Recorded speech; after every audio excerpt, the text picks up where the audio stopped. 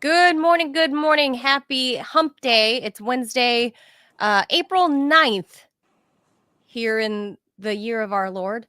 Um, you're tuned in to the Ted Manila Information Show. That over there is the Ted of the show, Ted Rall. I'm Manila Chan. This is the show where we bring you way too much information, mostly stuff you never asked us to bring you. So if you're looking for that straight lace show, this is not it. So we're live Monday through Friday at 10 a.m. Eastern. So please be sure to hit the like button, smash it, click on it like a million times, and make sure you follow the show wherever you're consuming. It'll be like voting in a DNC primary, you know, a little rigged. I think there's some news about that, Ted, that's kind of been glossed over. About I need to look into that, but there was something, a couple like million votes somewhere in a state. I can't remember which one, but really, yeah, I don't know. Yeah, DNC brought into question. Yeah, somebody sent it to me. I can't remember. I didn't have a chance to look at it, but that's. I'm asking my grok right now. Asking the grok. Yeah. Well, you know, it's Elon, so Elon's AI is going to be like, yeah.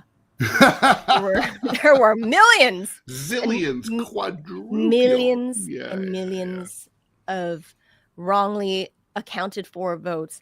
Anyway, so today we're doing a couple of the top headlines. The main headline, which the TMI Show had a little row over, is this attempted assassination plot against Donald Trump, which we'll get into. The second one, you know, with the crazy Ryan Routh guy with the, you know, skinny dude from North Carolina with the multicolored hair. But there's like new information that came out that the mainstream media is not covering. And gee, I wonder why. Everybody's talking about tariffs. We're guilty of that too. We're going to talk about that as well because there's big news on the tariff front. So we're just going to cover the top headlines today and see what unfolds for the rest of the week so we can get appropriate guests for that. So, but Ted, I feel like we can't keep up with the headlines that is impacting. I mean, truly, it's impacting the world, the tariffs, because Trump has slapped pretty much every country in the world with tariffs. Like we said, even the McDonald Islands off the coast of Australia, the southern coast, where who's like waiting for his tariff notification on the radiator right now. Clovis. He's very deeply concerned. For his own. Yeah, because you know, personal tariffs. Right. You know, Trump. I mean, as the penguins go, cats can't be far behind. That's true, and Clovis is Russian. Well, that's true. That's he's hoping that's going to help him. Well, right now it ain't helping anybody. It hadn't been helping him for 3 years. That was rough for him. Do you remember? We talked about this, and I kind of feel like you almost kind of, you know, like it's the kind of story that like it's true, but you sort of like you don't really internalize it because it's so ludicrous. It's absurd. It's absurd. The cat show people. The people who put on those, like, who officially decide which cats are prettiest and stuff. They, you know, I forget what they're called. Anyway, they tried to rename Russian blues Ukrainian blues during the war. Look, we just saw Clovis walk behind you. He's like, I'll show you my tail. When I hear that shit. He's like, I'm not a Nazi cat. I'm out of here. I remember that, like, they tried to rename it, but then when that was unsuccessful, just like Trump's Gulf of America thing. Yeah, that's more successful. In that he's got like Google doing it. I mean, that's true. But then they tried to ban the Russian blues from the cat competition. Yes. And they tried to ban the importation of Russian blues. Oh, but you don't really import them. People are so stupid. They don't come. I mean, I know. It's the name, okay? Like they're already the call is coming from inside the kitty litter box. They're already here. The cats are here. Terrifying. But then there was a lesser known story. There was a lesser known story, Ted. What would you call them? Like the arboretum people, like the most beautiful tree of the year or whatever. The botany bitches. I mean, They're- whoever. yes, they're- they tried to ban a certain type. There's a tree competition. Big botany. It's big botany. There is a similar, there's the dog competition, the cat competition. Then there's like a botany competition of like big tree, the prettiest curated tree. I don't know, whatever. Right. The people that do like the Japanese come and jerk off to your bonsai. So, yeah, the bonsai trees and all that stuff. They weren't allowing a certain type of Russian tree to be in that competition. Like some sort of miniature tree from Russia that's from the Far East, right, that is similar to like a bonsai. Like, so it's these trees that you can trim and prune, that stay yay big, and they try to ban those Russian trees. They did for a hot second. Restaurants were calling it Ukrainian dressing. Oh my! In their salads, freedom fries. Yeah, fries. That's all I can say. And sadly, there are a couple of very well-known Russian establishments. Like there's one called Russia House here in downtown DC. They were vandalized. They were forced to take down the name. Like it's been here for decades. There's some very famous Russian restaurants here in New York. Similar things happened. Their windows were broken and stuff like that. Oh, that's terrible. And these are like Russian people who probably fled. Came before the Soviet period, probably, right? A lot of them. Their families have been here for decades and decades, and these are small family-owned businesses. It's not like you're vandalizing Starbucks, right? Like down with capitalism. These are like little family-owned businesses, and they all the ones that I've seen in my area, anything that said Russia was taken down. And so anyway, we're kind of going. That's tangential to the first headline, which we'll get into because I think people want to know what about this plot. Right. And we should note that there is an Iranian plot that's I saw a little bit of it that was covered on mainstream media. Yeah, I saw that too. NBC News. So there was a Iranian national allegedly I think he might be a national, but he allegedly was plotting something with the state of Iran. And I've seen photos of him wearing like a construction guy vest, and like a bandana and stuff. And that's the image that they showed, at least on NBC streaming, that he was plotting to kill President Trump. Mm-hmm. Only because our first story, that guy failed when it was candidate Trump. So let's get into the headlines. But make sure you guys hit the follow button, the subscribe button. Mm-hmm. Help us do this thing. All right, let's roll.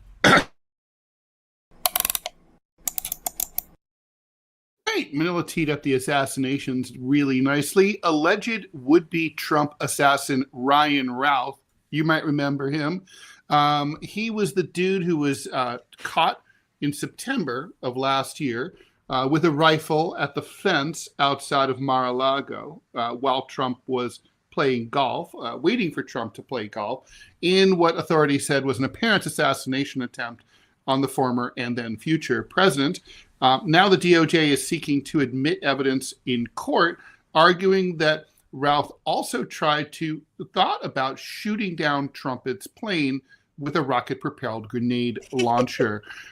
He apparently sought those weapons from Ukraine the month before. So that's what the DOJ told the judge in a new filing. The court should admit Routh's August 2024 attempt to acquire anti-aircraft weapons as direct evidence of his assassination attempt. Routh sought to purchase the devices online from an associate Routh believed to be a Ukrainian with access to military weapons, the DOJ says. The attempted assassin told his contact via Signal, the, of course, encrypted messaging app made famous by Michael Waltz, who apparently uses it for everything from recipes for his own homemade pasta. Telling his staff he's going to the bathroom? Yep, for that. A while. And also for top secret attacks against Yemen.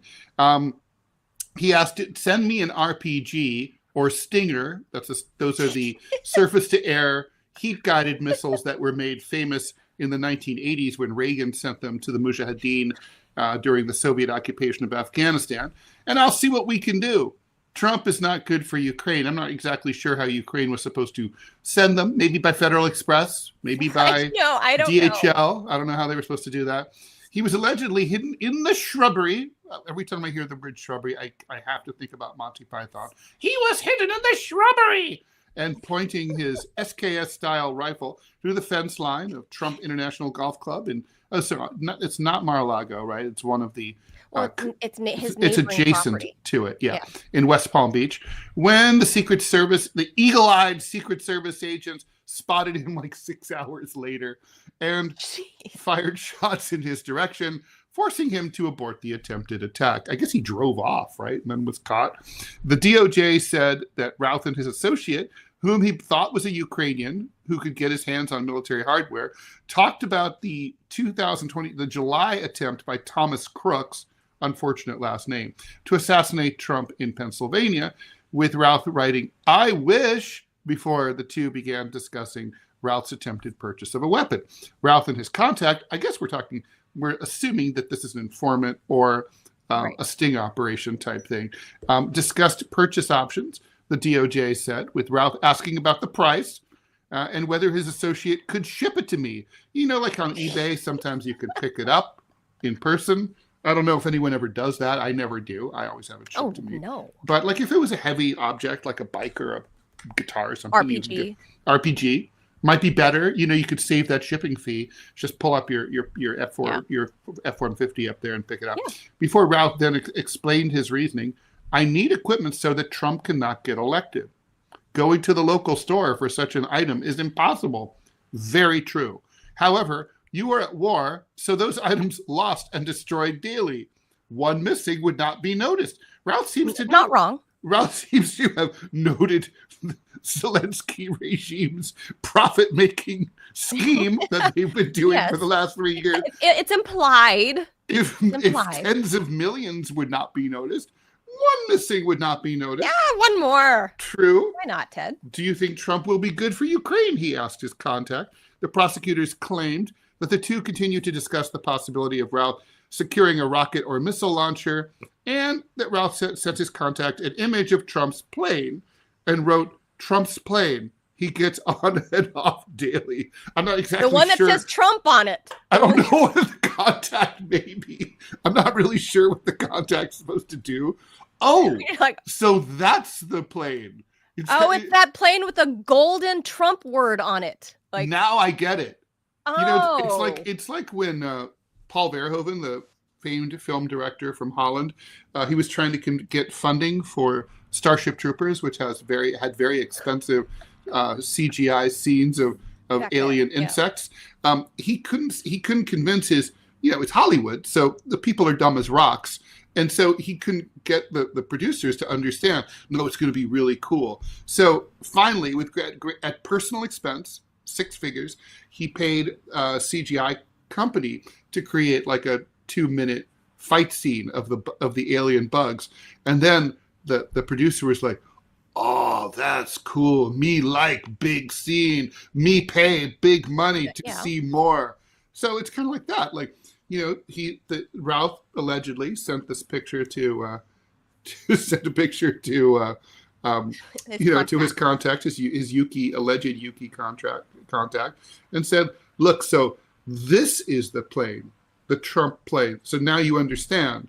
So we shoot at big planes." Stinger missile. By the way, I don't think the Yukis have Stinger missiles. I don't even know if they're still used. I think they're probably still used in Afghanistan sometimes. But how big? Okay, I'm just trying to wrap my brain around the Stinger missile. It's fucking massive. That's what I thought. So I just want to wrap my brain around this plot. First, let's get the ridiculous out front. Like, just okay. Let's assume that the DOJ it weighs about 50 pounds. Okay. 50 pounds? Yeah, it is man portable. You've probably seen pictures from the 1980s Afghan Mujahideen period, but where one guy launches it. But it's not like just any derp can do it, and it's long. It's 5 feet long, And so right, so how do you get something like you know, that you have to pack it. there? Like my father very kindly gifted me a pair of speakers that are maybe about 3 feet high. And they came in a box that is like the size of, you could bury Zelensky in it comfortably. Well, I mean, you could bury 2 Zelenskys in it comfortably. It came in a box that's like 6.5 feet tall. I mean, it's like the size of a coffin. And so, I mean, imagine you'd need probably like a 9-foot long, 3-foot wide container for your very subtle. And I mean, you'd have to really and then you have the problem, fragile sticker he's all in Florida, over it. so you know he's gonna be porch pirated. Like after they deliver it, you know, the locals are just gonna steal it. Well, no, this guy Routh is a North Carolina native. Did some short stint in Hawaii, then made his way to Ukraine, and he was back and forth, and somebody was funding him, right? So, like, the more serious part of this is, here's what I don't understand. How did a guy who has no actual provable CV, no curricula vitae to show, you know, that he did anything other than he was a handyman maybe, and he tried to launch a tiny home business in Hawaii that he sold 2 whopping tiny homes, find his way into Ukraine, and we have video of that, we've seen, right? And he came to the US and got multiple meetings with Congress members. I can't get meetings with Congress members. Good point. How did this guy get it? Right? So that baffled me. And so Routh's whole story has kind of been buried, you know, the last 6 months after Trump indeed won. And it's just been like drinking from a fire hydrant ever since Inauguration Day. So I could see why his story is easy to kind of get lost in there. But I also think the mainstream media doesn't want to cover it because they hate Trump and they'd rather focus on, you know, other stuff. And that's fine. I mean, obviously the whole Elon, just everything is a clusterfuck, right? So I get it. I get why maybe this story can go away. And obviously, a lot of the neocons want the war to continue. But I mean, look at this upstanding citizen of the United States, Ted. Send all military, I don't know what he's trying to say, but send all military to Azovs. He's pro-Azov. Right. I mean, he's pro, like, just, I can't even wrap my brain around how a guy like this suddenly gets all the money to go to Ukraine, make high-level contacts in Kiev, come back to the U.S., arrange for meetings with, like, actual sitting members of Congress who afforded this weirdo. I know, it's even stupider than that movie, Charlie Wilson's War. I mean, and that's stupid. It's very stupid. Like, how do we explain all of that? And then this guy shows up at Trump's, you know, golf club and hangs out for 6 hours after literally Trump had a near miss the month before, right? And my personal favorite detail of that is that the assassin in Butler, Pennsylvania, was bonking around on top of the metal building full of the cops who were supposed to be guarding Trump.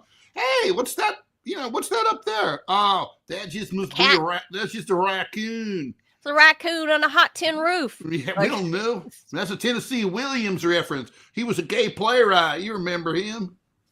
We can't do the accent. Robbie's making a scrunchy face. No, there's different hillbilly accents. Oh, mine's Robbie. Mine's no more offense, Kentucky. Robbie. We love you. That's all right. I'm used to being bludgeoned by y'all every single damn day in the pre-show meeting. That is not a fake accent, by the way, coming from Robbie. No, it's not. However, I did grow up just 42 miles away from the Mason-Dixon line, and I had many neighbors who they called an egg a hen fruit. That's true. No, they are. My in-laws speak with that accent, or a similar accent. But really? Yeah, they're from rural North Carolina. Oh yeah. Mm-hmm. So it's that's actually there are many different. The Carolinas and Georgia have really beautiful accents, actually. I'm not even kidding.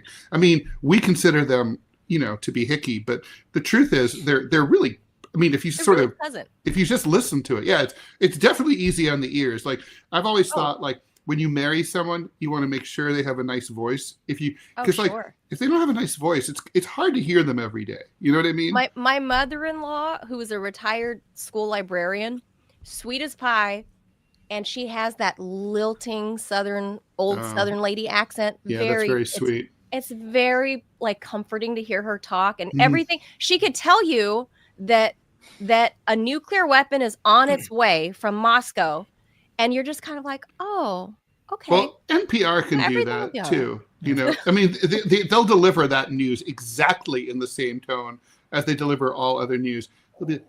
This morning at 8:00, a 35 megaton nuclear device detonated over the City of Lights, Paris. Paris is no more. We go to Brussels. We'll go now to Brussels. Well, the thing that always amuses me is that every presidential campaign, whoever the Democrat is that's running, they somehow spontaneously grow this god awful Southern drawl. Hillary Clinton and Kamala Harris. Well, she did live in Arkansas, and so she had some exposure to it. Yeah, well, she was married to Bill a long time. I mean, Bill did. He worked hard to get rid of it. Yeah, well, that's getting rid of it. What he had, like what we know now. Have you been to Arkansas? He's not even from the metropolis of Little Rock. I mean, he's from Ozarks. Yeah, that's the Ozarks, man. That's Bill's current accent that we know. Oh, that's watered down in a big way. Yeah, it's been Easternized. Oh. Yeah, it's been heavily Yaled. Yeah. Wow. Wouldn't you say? Oh, I did not know that. Oh yeah, no, 100%. I mean, folks. He's hardly got any accent at all. Now, folks from Arkansas and Louisiana have a really distinct accent, especially where they come from. Southern Missouri is that way too. Mm-hmm. Yeah. Oh well, there you are. I needed to bring our own Southerner up to the. I do like Missourians though. They're nice people. They're. Oh yeah, that they are. No, it's funny because. Whenever I talk to people up here, they're like, you have such a nice accent. So, well, thanks. So do you Yankees. Y'all sound funny to me. Although I'm not sure if Montanans, they're North, but are they really Yankees, considering that Montana wasn't even in the Union? No, it's its own place. Well, it depends where you're from. Let's say if you're from Virginia City, I mean, it's probably more Southern than Alabama is because it was settled by people primarily from the South, before the war even started. So it's Montantucky. Pretty much. I mean, Montana is the Afghanistan of the United States. It's I always call very it the Kazakhstan of the United States because of pick one. The big grasslands. It's massive. Similar sentiment. Yep. Similar sentiment. Well, this guy Ryan Routh is from North Carolina. He seems to have walked away. He's not the proudest product of North Carolina. Yes, no. So he's not the best representation of a Tar Heel state because he's over here in this image that we see that's real. Yeah. Azov, which we know what that is. I mean, even people who are in the tank for Ukraine still, even they have to admit Azov's not all that. Even they. Yeah. So and even. If you're into anti-Semitism, those are the people. Ted, everyone knows that Azov is reformed. They're no longer the white supremacist Nazis. They are now fighting. No, they're now fighting the good fight against those. That's why they just have the old name because I guess there's no way legally in Ukraine you can change the name of your battalion. You're stuck with that for life, and you can't change the abstracted swastika logo. Again. Graphic arts are very important in Ukraine, and it's trademarked, it's copyrighted. They're not allowed to get rid of that swastika. So, and they can't stop wearing swastikas on their uniforms. Also, branding. It's very regrettable. The question is this guy, Ryan Routh, not this guy. We know this guy's insane, but is Ryan Routh? Is he mentally competent to stand trial? I actually love that question. As the DOJ brings this against him, because it's been 6 months. They've had all this time to dig up the dirt on his background, to dig into his social media, dig into his Signal chats. Mike Waltz might be spearheading that because he's a Signal pro. Right. Is this guy competent to stand trial?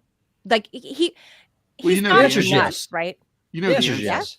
Well, there's the answer of to what the court will decide, and then there's the answer of what common sense decides. Those are not the same answer. No. I mean, it's almost impossible to get to insanity defense. Almost never works in this country. I mean, Charles Manson didn't get an insanity defense, okay, and he had a swastika carved in his forehead, okay. So yeah, basically, it's almost impossible. It just basically never works. The courts always kind of say, "Nah, basically, if you're not swallowing your own tongue, they let you serve. And even if you are swallowing your own tongue, they put you on trial. You know that. How many people besides John Hinckley? Who do you know who ever got a successful, insanity defense? All these school shooters, they all have to fucking stand trial and be sentenced. I mean, but I don't think it should be like that. I look at that guy and I say, okay, I live in New York City where we have the highest concentration of lunatics on the streets. And I'm not even counting the people who work on Wall Street, but the people wandering around the streets, sleeping on the subway, talking to themselves. And, I'm like, I know what an insane person looks like. That there is an insane person. Okay. Right. So Ryan Routh is insane. insane. He's a lunatic. I'll just say it. He looks crazy. He has crazy eyes. He has, and his neighbor here is saying he's really nice. His neighbor in Hawaii. Crazy people can be nice. He's like, yeah, he's really nice, very friendly, very welcoming.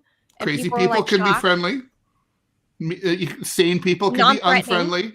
But anyway, the point is, he's obviously a fucking lunatic. But I don't think he should stand trial. I think he's a lunatic. I think he should go to the loony bin. That's where he belongs.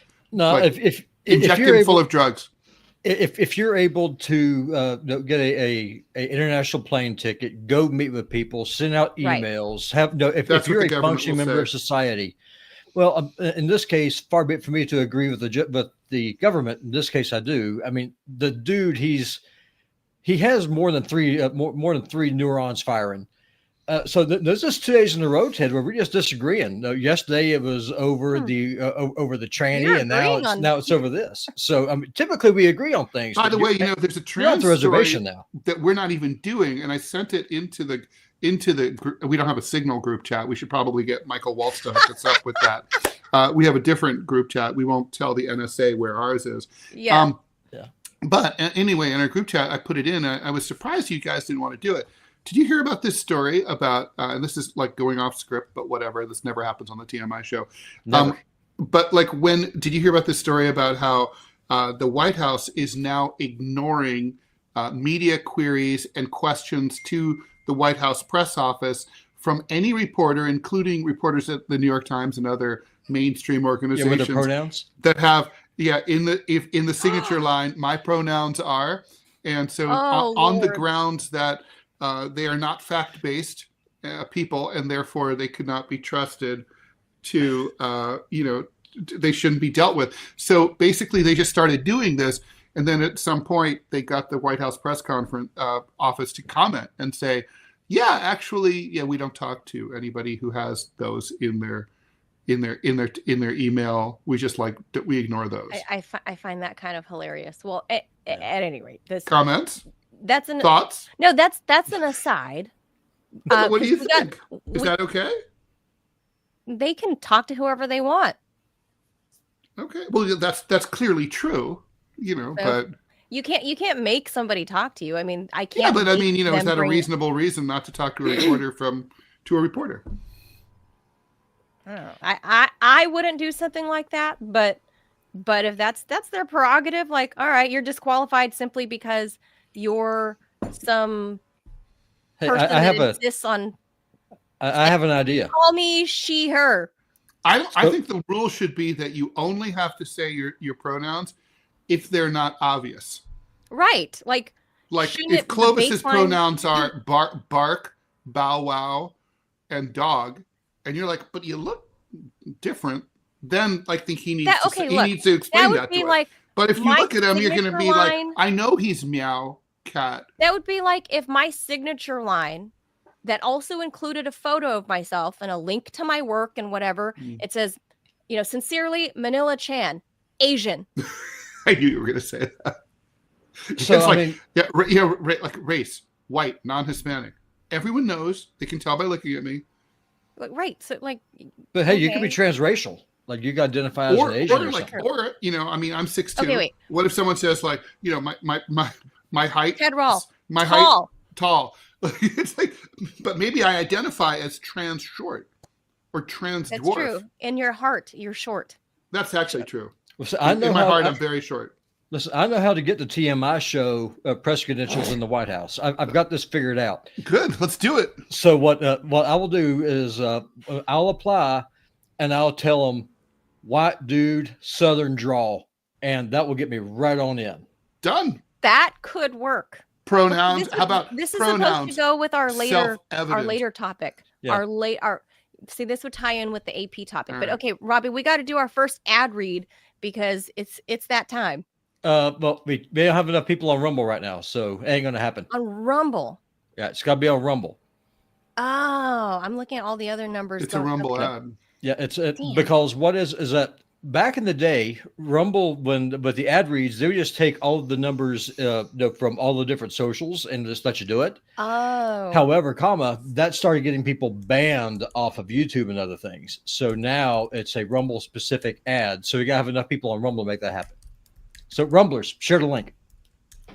Yeah, get some eyeballs up. Especially if you want to hear that ad.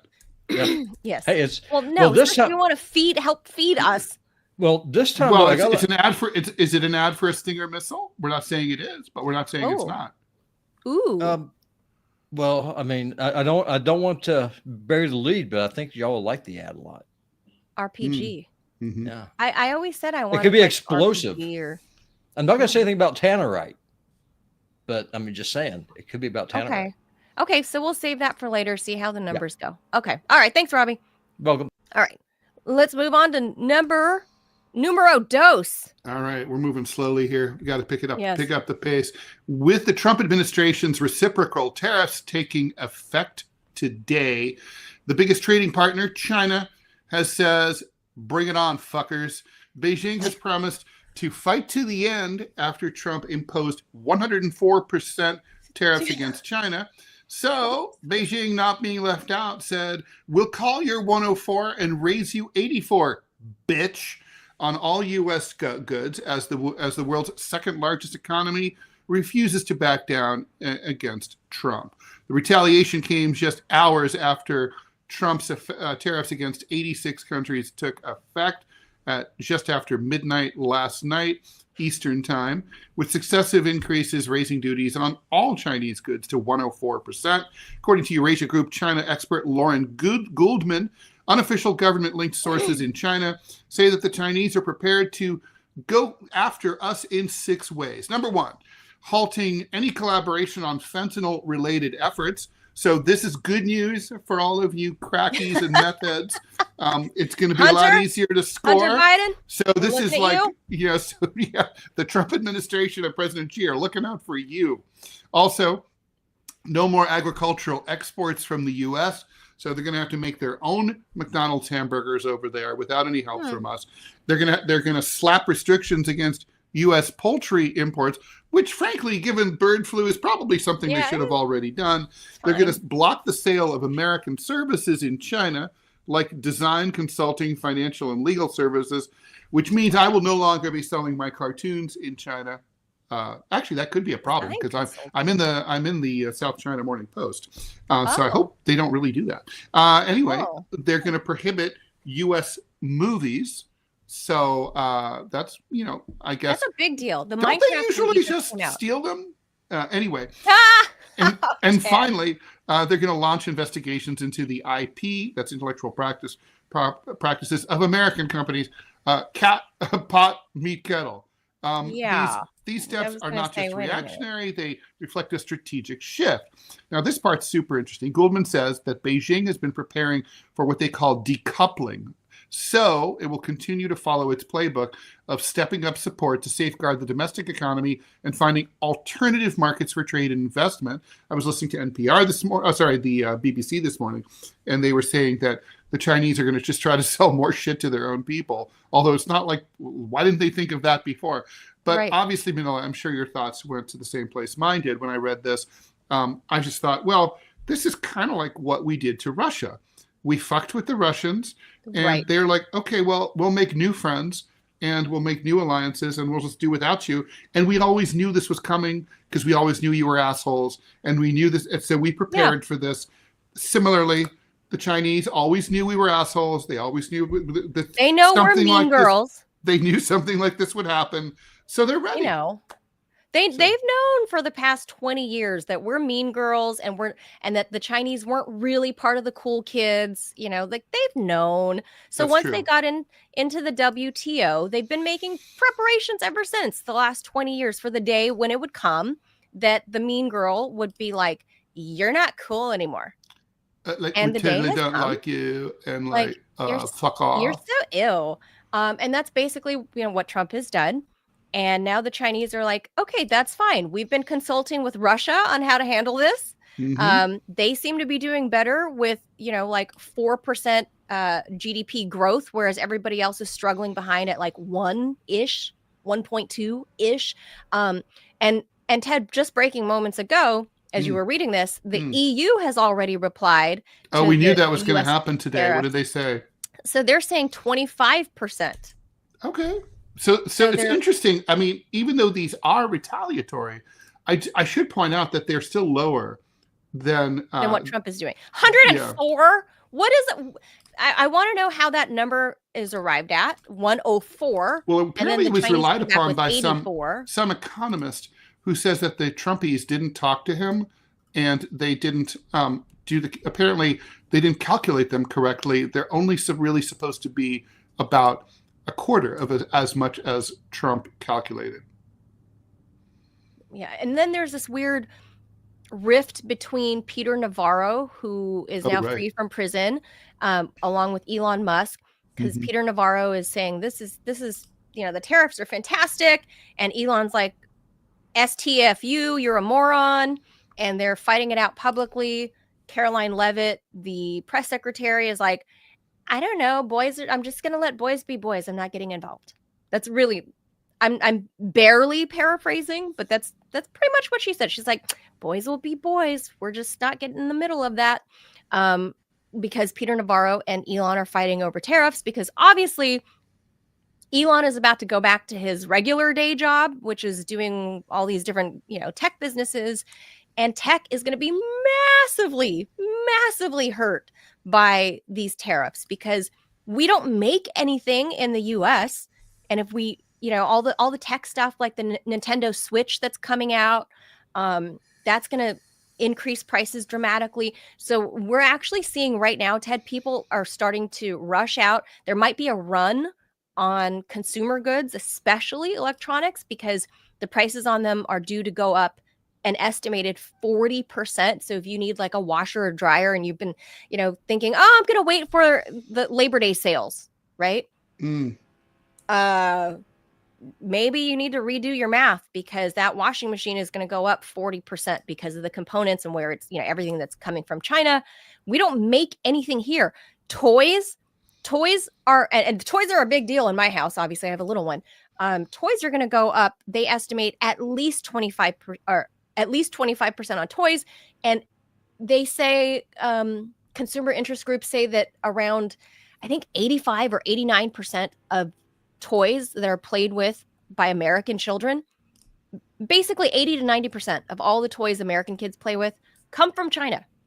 So we don't even make toys for our kids here in this country. We'll go back to the original style. Play with a stick and a rock.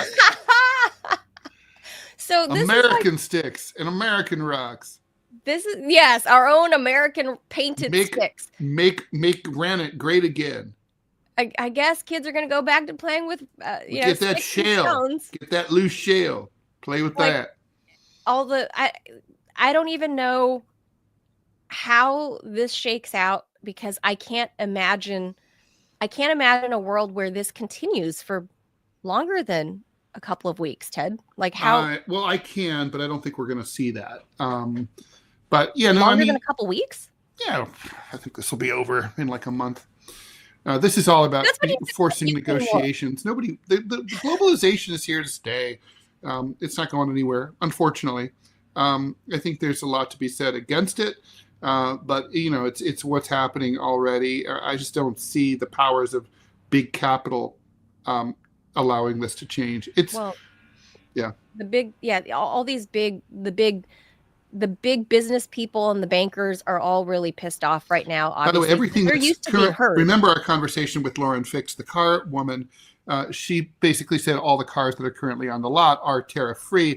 That's true about toys and everything else currently at the store. Right. If you go to a store and you buy something, it should not be tariffed yet. Now that's going to start to change over time, but presumably. Yeah. That's why I would say the run is on its way. I wonder what happens. Like, I'm not sure how this works. Like, okay, so if let's just say the tariff is in effect for, I'm just choosing a period, like a month. And then, so are the goods that are imported during that month subject to that tariff, even if the policy is rolled back later? In other words, like, those goods, the premium is paid upon them by the importer here in the U.S. If it's from China, they pay the 104% tariff.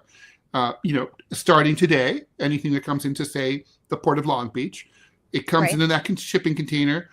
So by the time, let's just say it shows up tomorrow, it shows up at, Walmart. Then let's just say like 3 months from now, the trade war is over. But when that thing appears, is that item still subject to that tariff? I suspect yes, because otherwise it would be very complicated to issue a refund for that. Yeah, and I don't see a world where, let's say, Walmart says, okay, well, the tariffs were only in place those 90 days, and these are the goods we got in those 90 days. We'll just eat it and go back to normal prices. Like, well, they will eat part of it, but they can't eat all of it.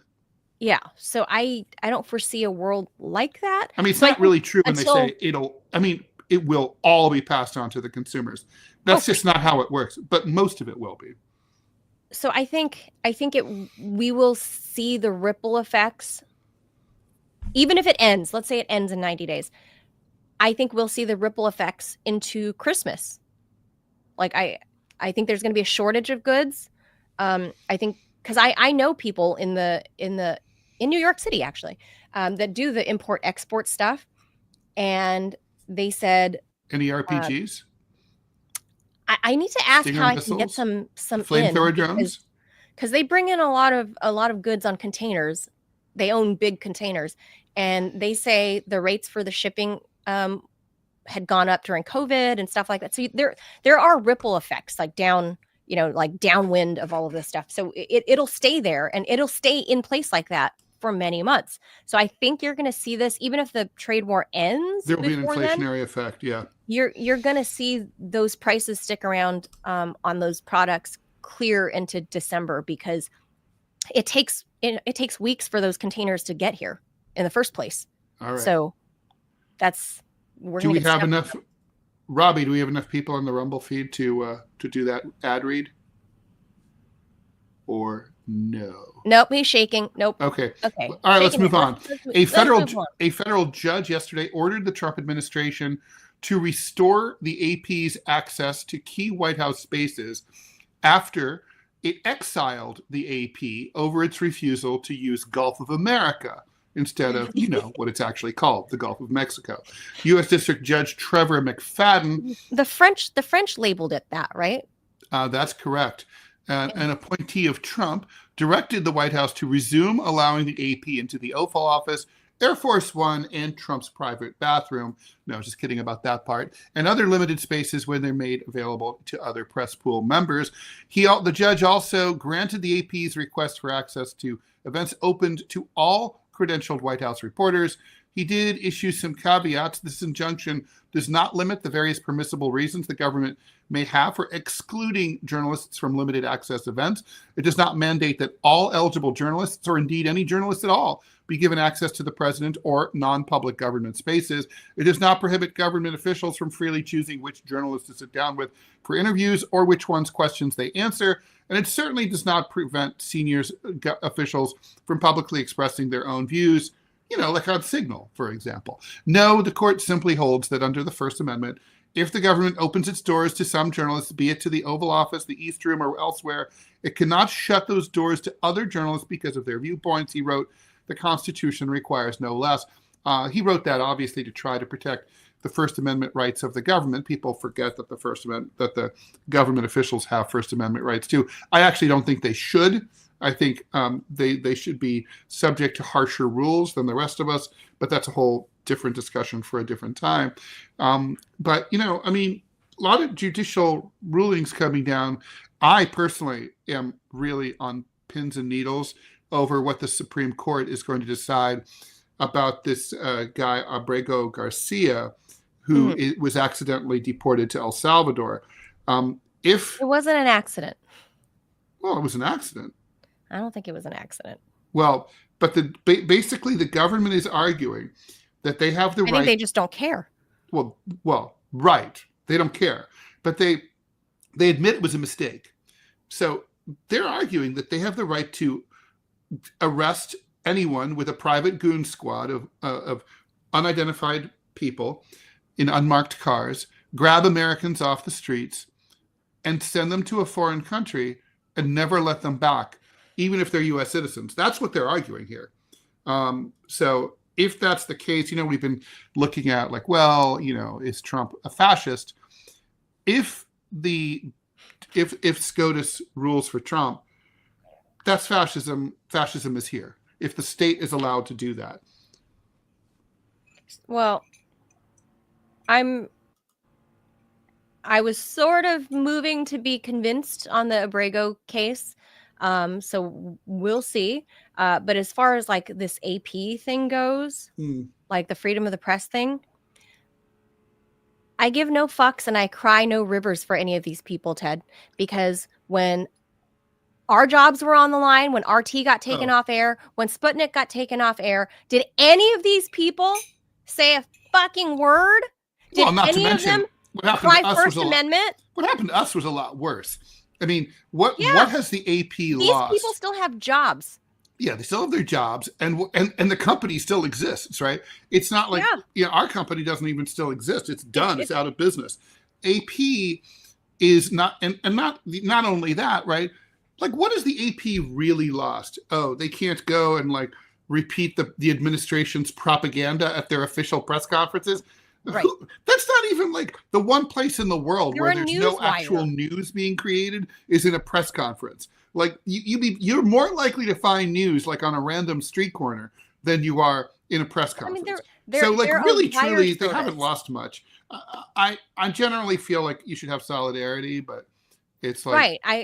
Old me prior to 2022, and really it had been growing because of the Julian Assange stuff that was happening. The way the media turned on Julian Assange started souring me, and then myself and my job and my colleagues, we were put in the crosshairs, and nobody came to our defense. Nobody came to our defense and said, First Amendment, who cares who funds them? Russia, China, doesn't matter. Those are American journalists. They deserve the right to be here as well as us. They deserve the right to be on air. You shouldn't.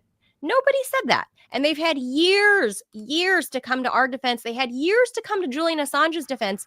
None of them did that, Ted. None of them. They used some of our work, some of my work. They've used some of Julian Assange's work.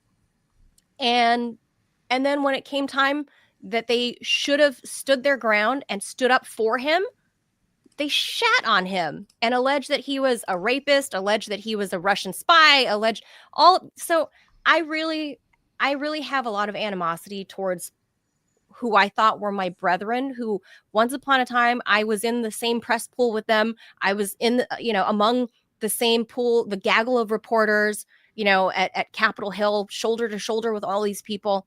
And then one day it was like they got a message that came down from who knows who, and it was instantly whoosh, blocked out. It was talk to the hand. I was like, I'm not kidding you, Ted. I showed up one day on Capitol Hill when the first rumblings of the Russia collusion hoax came to be. Mm. And it was like fucking instantaneous. All the people that I would normally, say hi, chit chat with or whatever, have a cigarette with or whatever, all of those people instantly, it was like I had leprosy. Nobody cried for, hey, you shouldn't malign the press, free press, free press. Nobody said that. So I don't, I'm not gonna side with the AP. No one's taking away your right to speak, AP. You can report on whatever you want. You can say whatever you want. No one's taken you off air. No one's removed your websites. YouTube hasn't removed you from having a channel. No, there has been no collusion to block your right to speak. So, in a sense, I kind of tacitly back the Trump administration on this, where it's like, we don't want to talk to you. We don't want you on our grounds. Then, okay, you're not with us. Like, sorry, you're not invited. I don't think that's right either, truly. But because we're in a tit for tat world and none of these people truly believe in the First Amendment anyway, fuck them. Let them burn. That's what I say. Well, yeah. Well, I said my piece. All right, so let's keep going here. Yeah. Windshield wipers. Oh yeah. Wait, Robbie, do we have an ad now? Robbie's thumbs up. Okay, let's take a pause on that. Let's do it. Let's take a pause. Let's pop Robbie back on here. Hey, I'm back. Yeah, you're back, and we have a message from a sponsor today. We do. It's actually from Rumble, because I mean, this just really just kind of dovetails into what y'all just talking about. I mean, YouTube and the big tech, they censor everybody that they don't like, and that's one of the reasons I'm very thankful that we are here on Rumble. And speaking of Rumble, they have their own coffee, and so that is the ad we'll be getting. And so the Tannerite comes in. My work day starts at about 4:35 a.m. in the morning every day.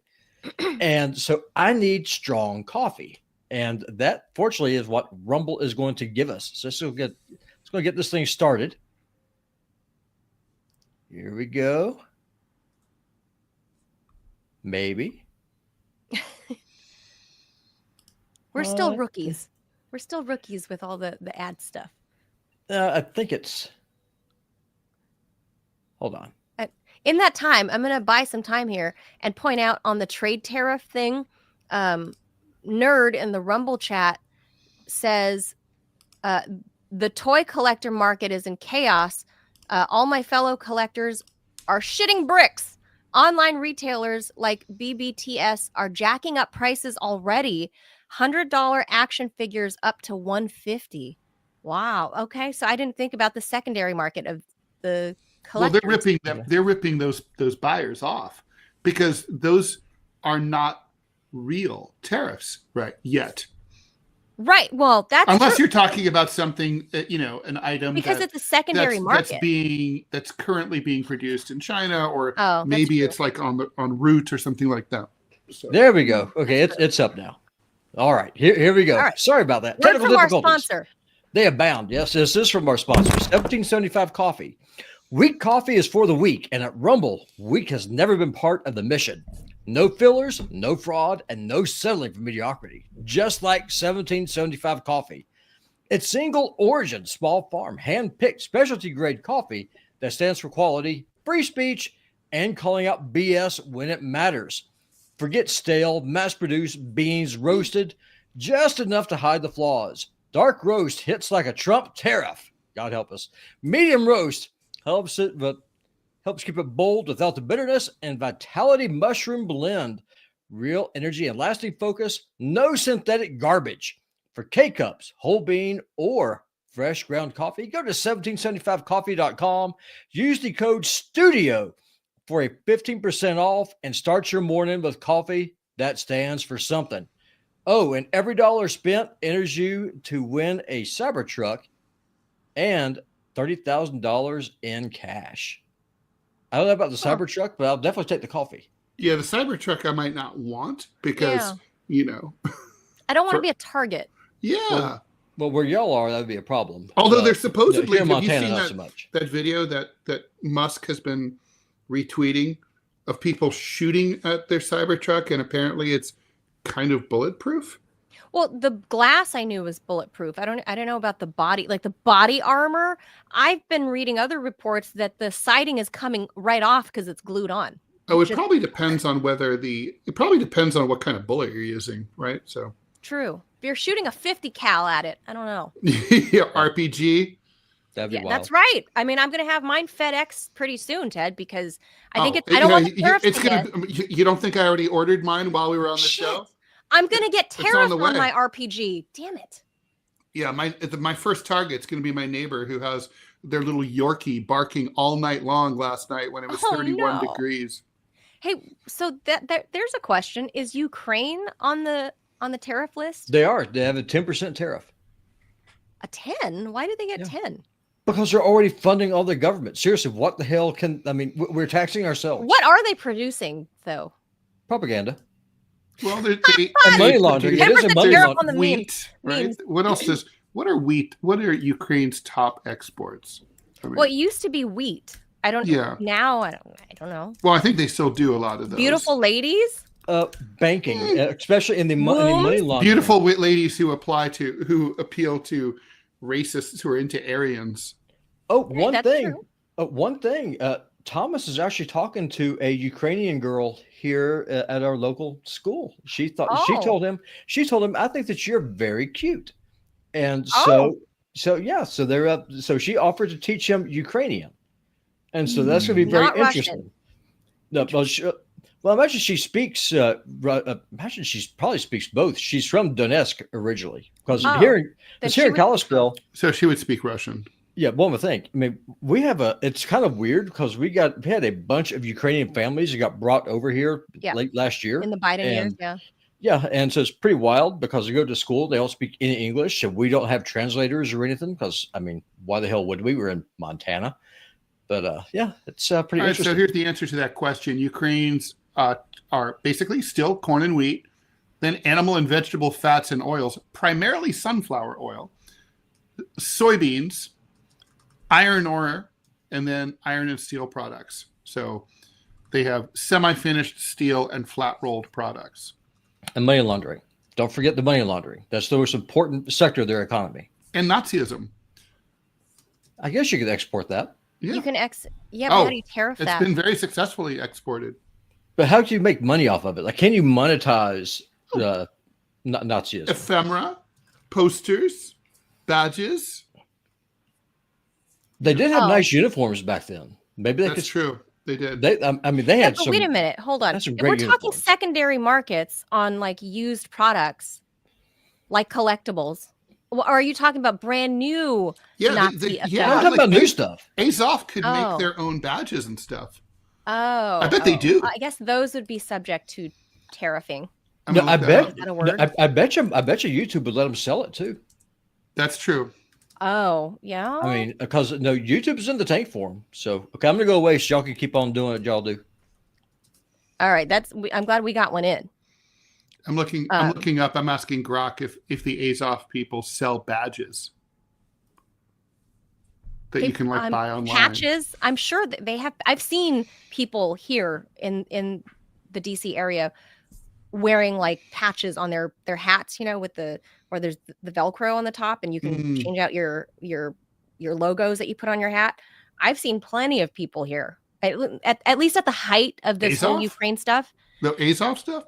I've seen some insignia where obviously I just kind of move away from people like that, because either A, you're a moron and don't understand that that's a racist insignia, or two, you do know that it is racist insignia, and therefore I probably don't want to be near you because you might like Asian hate on me. So apparently they don't sell them themselves. Azov has an official site, by the way, azov.org.ua. But they don't sell merch, but there's lots of merch on Etsy. So it sounds like Azov is not on top of their protecting their IP. Oh. Okay. Well, that's perfect, Ted, because the next story I want you to read, since Robbie already got to the ad, because I have some thoughts on this as a woman and protecting your IP. There's back. Robbie. Oh, Yes. don't forget. I mean, maybe those Chinese that the Ukrainians have captured are helping them with their IP. Oh, that's true. So, Supposedly, well, they would the just steal their Ukrainians IP. captured two well, of I them. mean, maybe the Russians have ran out of North Koreans, so now they're starting to recruit the Chinese to help them. So, just a thought. Oh, that's why they capture them? Is Of course. Well, I mean, what else? I mean, who else is going to run Etsy and maybe help them with Red Note and that kind of thing? Robbie, that's racist. Maybe. That's racist. What's your point? What's your point? I'm banishing you back to the background. Okay, one last story, because we've been talking obviously about, like, Ted, you just said it, like protecting your IP, and we've been talking a lot about tariffs and cars, and so I thought this was a fun little historical tidbit, because somebody needs to do it. Mm-hmm. You ready? Go. You're doing it. You're doing it. No, you said you were doing it. No, I said I was going to, but Robbie already got the ad in. So okay, I'm happy to do it. You go for it. All right, let's do it. You go for it. All right. The earliest cars were very different from what we have today. Duh. There's one of those down the street from me. Dude, he drives a 1928 Model A. Anyway, even outside, which means that its top speed is much faster than Manhattan traffic.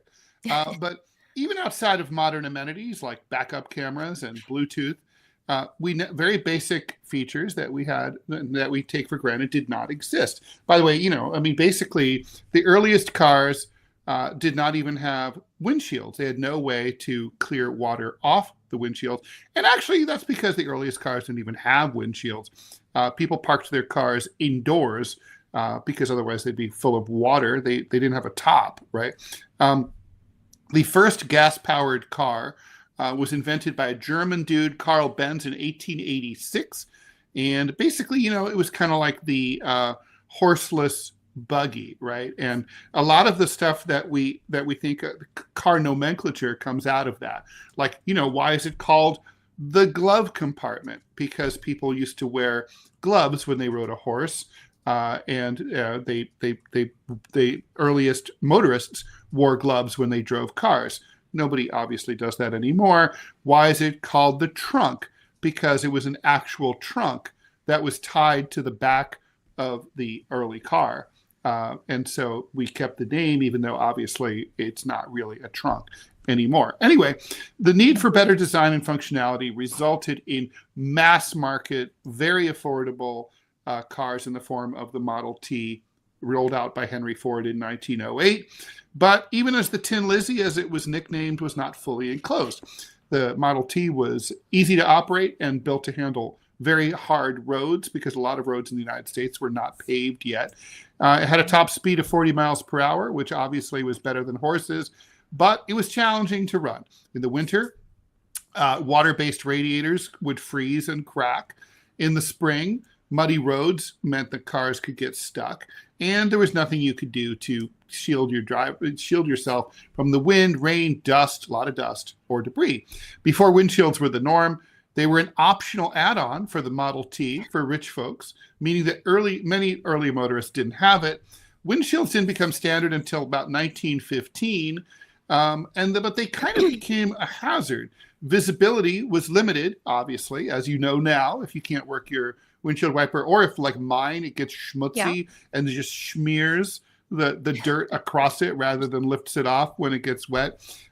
When rain, snow, or mud would obscure the driver's view, there was no easy solution to clear it away. What you had to do is you had to pull over, get out of the car, and wipe it clean with a rag. Can you imagine that? Okay. Easily. Like I said, like if you're in a situation where your windshield wiper is not effective, you might have to do that now. I sometimes have to reach out and clear my windshield. Yeah. Were you like 1900? Like yeah, I'm old school. So one trick that drivers used was to rub a carrot or sliced onion or a pinch of tobacco across the glass, which created a thin film which they thought would help to repel water. I don't know if that works or not. I guess they probably did. But ultimately, you had to stop. And that was the best way to do it. Anyway, in 1902, a woman from Alabama, Mary Anderson, decided she was going to Shark Tank that shit and fix this problem. Right. So she was riding the trolley cars in New York City, and they had windshields and windows long before cars, of course.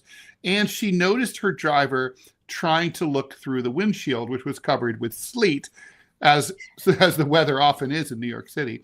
The driver tried a few things. He tried to open both windshield panes to look between. He'd get out every few minutes to clear the windows. Determined to solve this nuisance, she sketched out the idea for a window cleaning device, a hand-operated lever inside the car that controlled a wiper on the outside. So you're like, right, you reach. And Anderson received a patent in 1903, but there really weren't very many cars in the U.S. yet. There were only 33,000 in the entire country at the time, and they didn't all have windshields.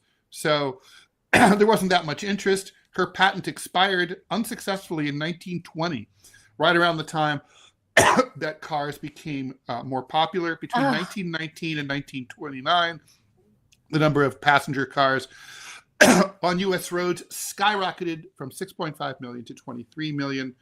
But we salute her for having the right idea a little too early. So my whole thing about this, why I thought, I mean, first of all, it's an interesting little tidbit of history because we don't, who thinks about that, right? Like who invented the windshield wiper? Well, turns out it was this sweet little old lady. I'll go back to her picture right here. By the way, I think the that's sweet the first little person lady to ever, you ever see the movie Tucker about the Tucker car company? It's in the 40s.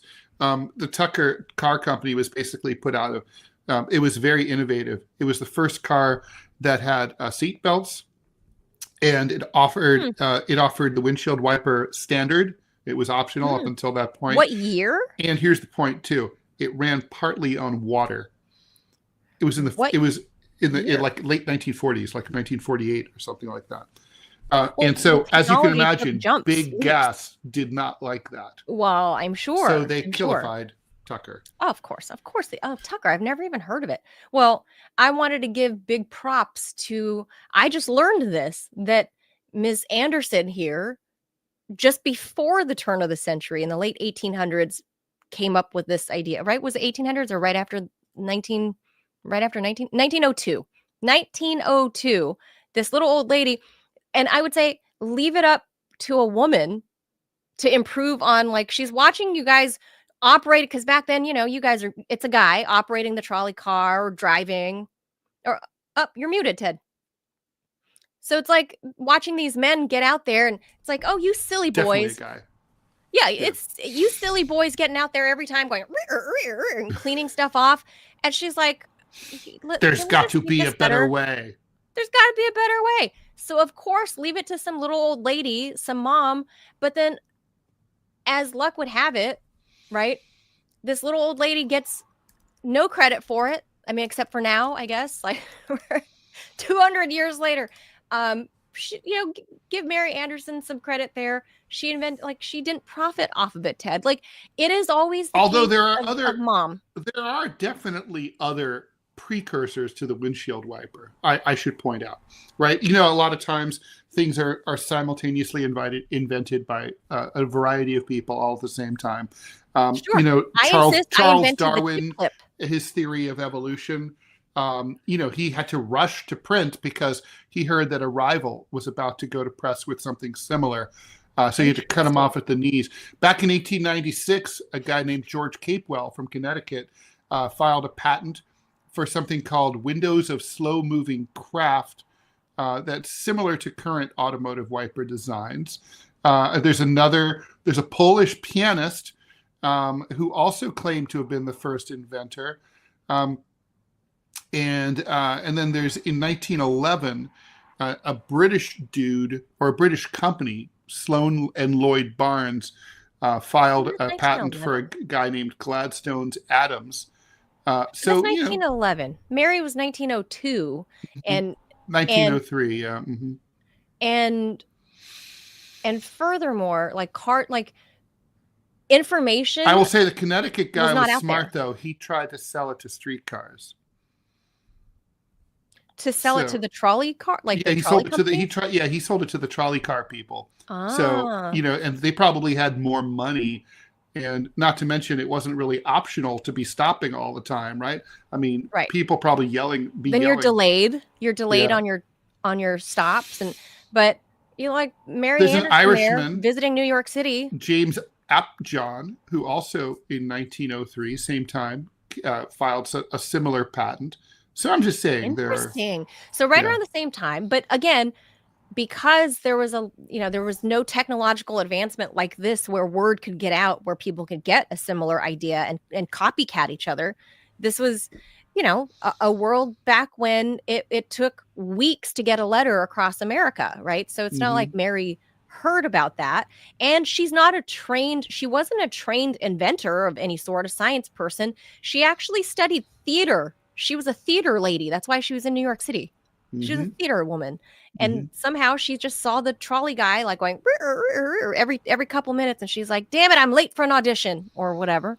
And she came up with this idea. And now they've become very sophisticated. There's all sorts of geometries, different kinds of. Well, they put the water squirter on there. And there's and then Cadillacs and Citroëns have windshield wipers that are activated they have a sensor that tells the car if it's raining or not, and it turns it on automatically. I don't like those. Yeah, I don't like that shit. Annoy me. I don't like my car to do shit for me. I want to do it myself. Yeah, I even though it's probably saved me from getting killed, I do I hate that when the proximity detector thing. But I'll tell you what I really hate is the self-guiding thing where it tries to force you back into the middle of the lane. I turned mine off. Yeah. No, I don't even think it's safe. I mean, I'm afraid it's going to veer me off the wrong way. Not to mention it's New York City. People don't really stay in their lane. If someone's borrowing my lane, I want to get out of their way a little bit. Right, especially if you're avoiding a double parked car, right? And your car tries to force you back in. Like someone my size, I had to put some force into my steering wheel until even for me, out how to turn it off. Yeah, it's not good. So that is no bueno. But I wanted to tip my hat to this little old lady, because who knew a little old lady had the first patent, and then all the men stole her idea. She's popularly credited. Yeah, but then Henry Ford and later Ford Motors and everybody else, General Motors, everybody else did their own thing because her patent expired, and that's wah wah. Poor old Mary Anderson never saw a dime. But it's like that is the lot in life for a lot of women and moms, right? Like we come up with things, and maybe all at the same time. I I invented the chip clip, but I never got to market because it was the 80s and I was a kid.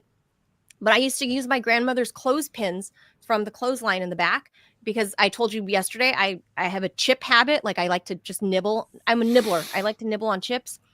And so I used to roll up my Dorito bags with I'd go steal grandma's clothespins and pin my Dorito bag. By the way, I love the reason for the rejection. Apparently, when she applied to license it to the Canucks, our 51st state, in 1905. She tried to sell it to Canada? Yeah, she tried to sell it to a Canadian company. They said, we do not consider it to be of commercial value. They said they couldn't see the value of her invention because they were worried that the drivers would be distracted by operating the windshield wiper and by the moving wipers. They'd be like, whoa, whoa, whoa, whoa.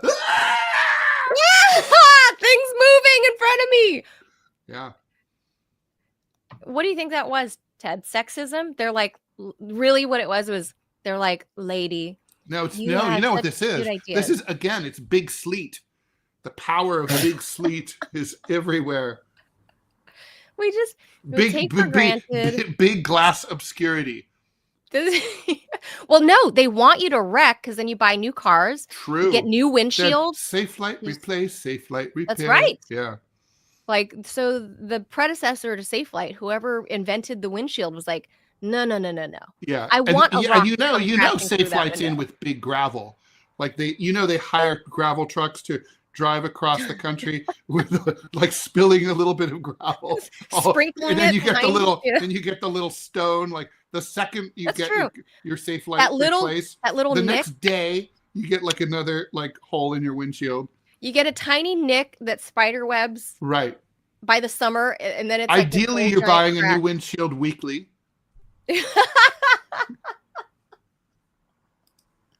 That's, I mean, you know, and why would you? I don't know. And Elon says all the glass on the Tesla truck or Cybertruck, he says all the glass is bulletproof. So that means theoretically, the windshield will never be safe light replaced. I guess why? So when he designed this, he didn't design it, but when the Cybertruck, he signed off on it, that had to have been like 5-10 years ago. This is before he knew everyone was going to hate him and Tesla. Why did he make it? I mean, now it's a good thing that all Teslas, probably Musk himself, should be bulletproof. But did he know everyone was going to start hating him once he hung out with Trump? And so, I mean, what was the point of this bulletproof thing? No other cars are it's not fucking Mad Max. Why? I don't know. I don't get it. Because it's just cool. The idea of being like, I'm in a bulletproof car. Like, the Beast isn't the only bulletproof car out there. Meet the Cybertruck. And by the way, I'm showing video of, I mean, obviously it's a recreation, but Carl Benz's wife, Bertha Benz, the first woman, she encouraged Carl to market his car. She was the first woman or person to take like a long road trip on Carl's design. This first Benz right there. I mean, we're looking at it. It's a I don't know. It's probably a repro maybe, but you know, for this video purpose, but for the demonstration. But this is from Mercedes official. Like, this is their video that they created, a historical video based on Carl Benz's design. But a woman was the first to hit the road with the first automobile. So there you go. It's Carl's wife. And fast forward 120 years or whatever it is, and voila, Mercedes-Benz. But it was Bertha that encouraged him, because Carl thought, no one's going to want this. No one's going to buy it. No one's going to want this thing. She was just too early. That's all. So I mean, again, you kind of don't really want to be first. You want to be second. Explain. Well, I mean, just think about like major inventions, right? Like, you know, you don't want to be CompuServe. You want to, you want to be Gmail. You know, I mean, you just don't want, if you're too early, what you're doing is you're creating the market. Like you're like Nokia opening the model for iPhone. I see what you're saying. You know, you don't want to invent the wheel. You want to better the wheel. Yeah, let's put rubber around it. Bring the wheel to market, and then they lose everyone. Wheel? Why would we want that? Like, look at that wheel. And by the time they get used to the wheel, that's a beautiful wheel. By the time they get used to it. But then somebody, I did like the that. second person. I do like that 100-year-old hairstyle that she's got, like where it's all bunned up like that. It's very cool and like poofed out. I never understood how the women. It's very attractive. I think I've tried to do it just because it looks comfy. Yeah, and I don't know how they do the poof like all the way around. If only there were people whose profession is to manage hair. And you could consult with these people, and they might be able to tell you. I've tried. I've looked on like Pinterest. I've looked on YouTube. My hair won't do it. Do you understand? I have sympathetic pain for your hair because it looks like you're pulling it so tight, like it's hurting. It looks like your scalp is like screaming. It's stubborn Asian hair that wants to be stick straight and will not do the poof. It's not poofy hair. Asian hair is very well. It depends on which Asian you're talking about. Straight. I would say the majority. My ex-wife was Taiwanese, and she had very poofy hair. Well, no. The poof is. So I have family members that have some of the poof too. Like my brother has natural growth Dragon Ball Z hair. It goes in every direction. A lot of Filipino ladies have very poofy hair. But thick poofy hair is one thing, but the majority have, each strand is very thick and very heavy. Like wiry. I've had all the heavy, like meaning it's like each individual hair weighs 2 pounds. It's a lot. It's each hair is very thick rather than having lots of hair follicles. I have a lot of each strand. You just have two giant follicles. So they're just really like each one's like it's just heavy. It's not the size of your follicle. Heavy it's hair. How you use it. It's actually called heavy hair. So a lot of these like Western women's hairstyles don't work for Asian women because for all the years that I've been on TV, all the hairdressers that we have at the studio would tell me my hair was too heavy to do whatever style. It was because each hair, it's heavy. My hair. You should bring a picture of the windshield wiper lady to the hair salon and say, I love poofy hair. Could you do this for me? Look at this. Can I do this, Ted? Can I do this? I couldn't do this. My hair won't do that. You could, and then you could do the chopsticks up on top. My hair won't. I don't know. See, that's the chopstick hair would probably work for me because it was invented by Asians for Asians. Precisely. For Asian hair. Yeah. This though, don't do the Western thing like with the spork. No good. This is right there, Carl Benz, like young Bertha Benz. That's young Bertha Benz. She looks prettier than a Bertha. You might expect a Bertha to look. I mean, she's not beautiful. She's a T. But Bertha, because she's German. She's not. I mean, she's not the prettiest woman I've ever laid eyes upon. She's a solid 4.5. She was a cute girl. This is a young. I don't even know how young she was here, but anyway, she was adventurous. Nice. She was adventurous. She married Carl Benz and convinced Carl to put that shit on market. And that, where would he be without She Bertha? does look smart. You can tell. I always think you can tell people are smart from their eyes. Maybe. But where would Carl be without Bertha? And where would we be without Mary Anderson and her windshield wipers? Men stealing her idea. You men just steal. Like, they waited for the... They were like, you don't need it. They said, you don't need it for, until her patent expires. And then, poof, Ted, magically, every guy is hawking windshield wipers. Look, it's true that, being an inventor is a hard road, especially if you're a woman, especially back then. So I'm not surprised that this happened to her. It is sad. I had a friend in high school. His father was or was it his grandfather? Yeah, it was his grandfather. Was like an insane alcoholic, and he lived with the family. And every time I'd go home with him after school to hang out, and his mom would make a strawberry shortcake, which was yummy. I miss it so much. There would always be his grandfather crashed out drunk on the sofa, and I never once saw him not crashed out drunk. But anyway, one day we went into his grandfather's room, and it was covered from floor to ceiling with framed patents, including for the early versions of the washer and dryer, and the vacuum cleaner. Now, obviously, there's lots of different, as we talked about for the windshield wiper. There's lots of varieties. But anyway, or my chip clip, Ted. Basically, long story short, he sold all of his patents for $100 or $200. He didn't have the capital to bring them to market, so he couldn't. He could never. He was a brilliant tinkerer and inventor, but he couldn't market. Oh, is that what happened with Nikola Tesla and Edison, basically? Well, Edison did market. No, that's the difference. Nikola Tesla somehow failed, whereas Thomas Edison's same idea took off. Yeah, I'm not, I have to admit, I have not done a deep dive into why that happened.